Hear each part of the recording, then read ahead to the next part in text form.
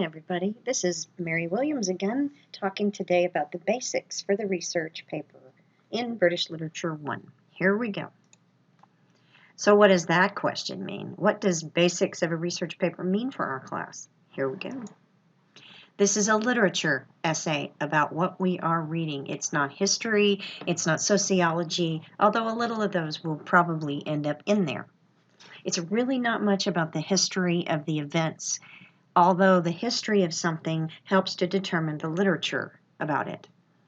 You must find sources that discuss the actual readings that we're doing during the semester, the letters, the journals, the diary entries, the stories, the poems.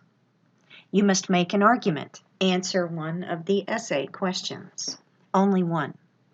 You must use both primary and secondary sources. So what's a primary source or a secondary source? Well, let's go see.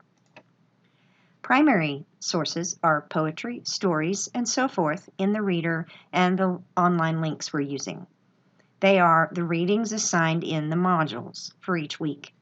They are not the nonfiction introductions to authors, for example, or technical readings about grammar or MLA style. Secondary sources are articles, blogs, book chapters, web page articles, web pages about the primary sources. So they talk about how they are written and maybe why they are written that way. There are lots of these possible. Online and print are both acceptable. You will probably use more online. They might be a little bit about history. You can't have literature without history, and you're not going to have history that develops without literature. However, do not look for only history sources, please.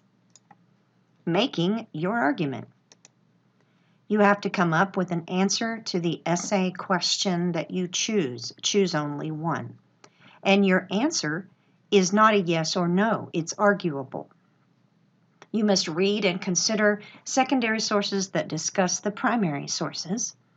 And you must include, of course, both support and opposition, plus refutation.